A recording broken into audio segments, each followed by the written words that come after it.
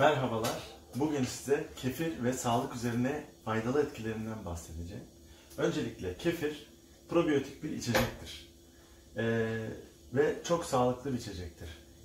Barındırdığı triptofan amino asidi sayesinde uyku hormonu biliyorsunuz melatonin. Melatoninin salgılanmasına yol açar. O yüzden uykuya kolay girmeyi sağlayan güzel besinlerden biridir. Ne sayesinde? Barındırdığı triptofan sayesinde. Ve aynı zamanda triptofan sayesinde serotonin salgısı yani mutluluk hormonu salgısını da artırmaktadır.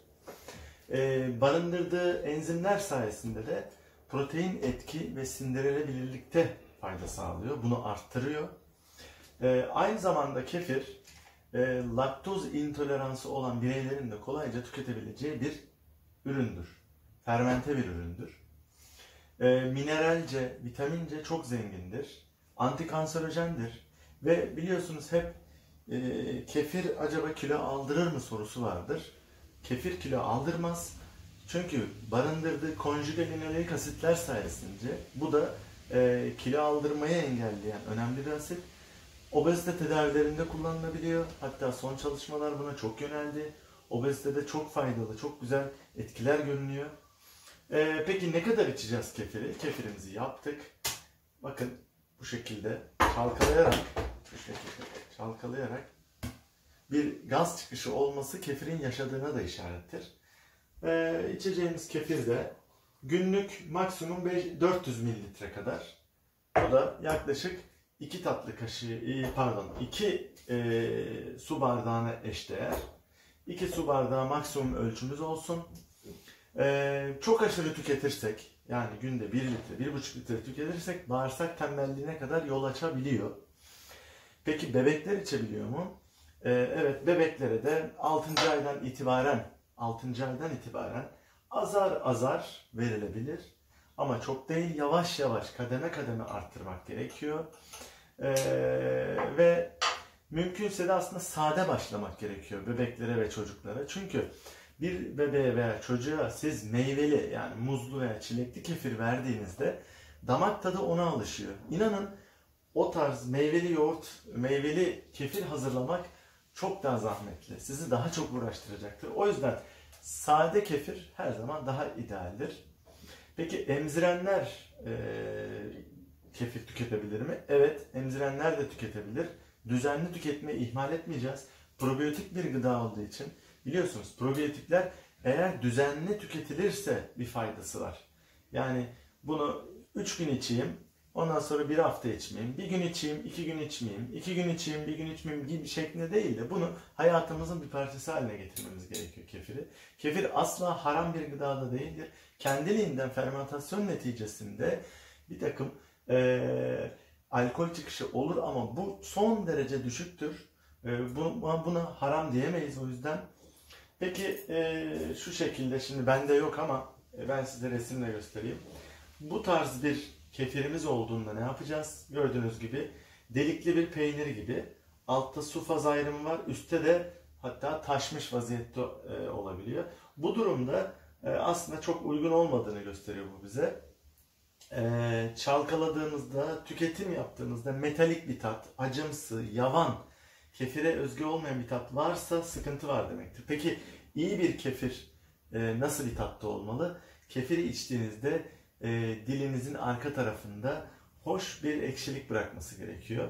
Kefirin o kendine özgü güzel tadını zaten bilenler bu tarz bir şeyle karşılaştığında o metalik tadı, o acı tadı, yavan tadı hissettiğinde bunu tüketmeyecektir.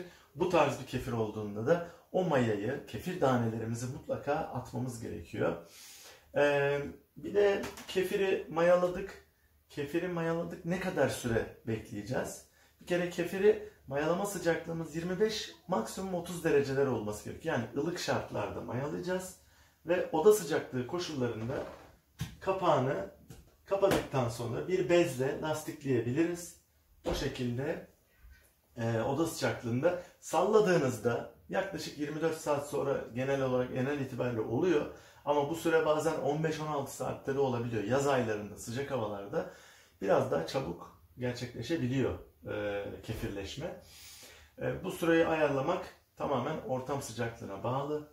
Ve yoğurt gibi böyle bu kısma kadar dolu olduğu için süt salladığınızda bir pıhtı oluştuysa kefirleşme olmuştur. Çok uzun süre bekletmemek gerekir. Peki vaktiniz yok. Kefiri süzemediniz. Süzemediyseniz buzdolabında bekletebilirsiniz. Buzdolabında beklettikten sonra süzümü gerçekleştirebilirsiniz. Bu şekilde bahsettiğim gibi kefir mayalarken bir tatlı kaşığı tane kefiri mayalamak için yeterlidir. Daha fazlasına gerek yoktur. Çünkü trilyonlarca bakteri vardır zaten. Bakteri ve maya vardır. O bakımdan aşırı kefir atmaya gerek yoktur. Kefirde raf ömrü ise buzdolabında bu gaz çıkışı, biraz önce pıs diye bir gaz çıkışı sesi bitene kadar, yani ortalama 7 ila 10 gün rahatlıkla buzdolabında saklayabilirsiniz. Vaktiniz yoksa dediğim gibi buzdolabınızda muhafaza edebilirsiniz. Bir süreliğine tatile gideceklerse kefir tanelerini mutlaka bir miktar süt içerisinde bekletmeli. Asla suda değil. Çünkü suda ozmolik dengesi bozulan taneler zamanla ölebiliyor. Biliyorsunuz kefir tanesinin besini süt şekeri olan laktozdur. Siz eğer sütten mahrum bırakırsanız kefiri, o kefiriniz, yani o kefir taneniz zamanla bozulabilecektir. Böyle kum gibi dağılan, sararan, açtığınızda pis kokusu olan bir kefir tanesi bozulmaya yüz tutmuştur. Genelde topak topak, böyle nohut tanesi büyüklüğünde böyle şeffaf bir tane iyidir. 5-6 mayalamada bir kaynamış, soğumuş ılık suyla kefir tanelerinizi yıkayabilirsiniz. Asla ama asla çeşme suyu değmeyecek. Çeşmedeki klor kefir tanenizi öldürür. O bakımdan tanelerin sağlığı çok önemli. Elden ele dolaşan kefirler, ya bendeki kefir çok güzel, sen de ver, senden alayım denilen kefirlerde de hijyene çok dikkat etmek gerekir. Sürekli transfer yaptığınız kaplardan tanelerinize istemediğiniz bakteriler bulaşabileceği için kefiriniz zamanla bozulacaktır. O bakımdan kefir tanelerini de ara ara yenilemekte fayda vardır. Hepinize afiyet olsun.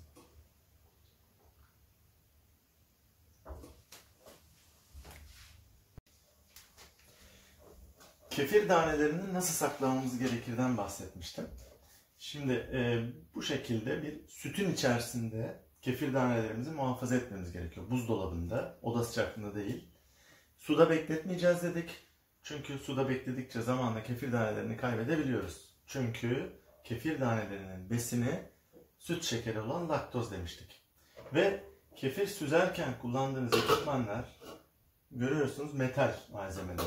Tahta olmayacak çünkü tahta içerisinde mikroorganizmaları barındırabiliyor. Zamanla kefiri bozuyor. İyi kaliteli metalden hiçbir şekilde kefire ölüm oluşmuyor. Kullanabilirsiniz. Ancak bunları da kaynar sudan geçirip kullanmamız icap ediyor. Ve çok önemli bir nokta, kefirimizi yaparken hem süzerken bu şekilde bir alevli ortam yaratıyorum. Çünkü bu ortam mevcut yaklaşık 20-25 santim uzaklıkta kefire mayalama yapacağız veya süzeceğiniz kefire. Bu ortamdaki bakterileri, istemediğimiz bakterileri uzaklaştırıyoruz. Yani burayı güvenli bir bölge haline getiriyoruz. Dolayısıyla kefirimizi süzerken mutlaka böyle bir ateşli ortam bulundurmasına gerek var. Dondurulmuş kefir taneleri ise tekrar kullanılmadan önce birkaç sefer süt içerisinde aktifleştirilebiliyor. Çünkü donduğunda kefir tanelerinin hücre yapısı bozulabiliyor. Bunlar ölebiliyor. Bunları tekrar geri getirebilmek için mutlaka birkaç kez sütünü yenileyerek aktifleştirmek gerekiyor. Bu şekilde güvenli bölgeye yaptıktan sonra da ağzı kapalı bir şekilde kefirimizi mayalamaya bırakıyoruz. Bahsettiğim gibi yaprak gibi açılmalar, kum gibi dağılmalar, sararmalar, kötü koku kefir tanesinin öldüğüne işarettir. Çok önemli bir noktada kefiri süzdük bu şekilde. B vitaminlerinin artması için de kefiri süzer süzmez içmiyoruz.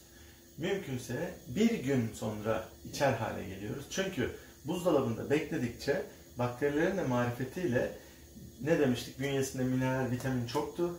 Vitaminler ki özellikle B vitaminleri son derece yükseliyor. Bu da kefiri çok daha sağlıklı bir hale getiriyor. Çalkaladınız ve bakın böyle pıs diye bir gaz çıkışı oldu. Bu da onun ömrünün devam ettiğini, henüz daha içilebilir olduğunu gösteriyor. Bu bakımdan kefir gibi son derece faydalı, sağlıklı, fermente bir probiyotik içeceği içmek her zaman bizim sağlığımıza sağlık katacaktır. Özellikle bağırsak sağlığımız için kefiri hayatımızdan ihmal etmeyelim. Teşekkürler.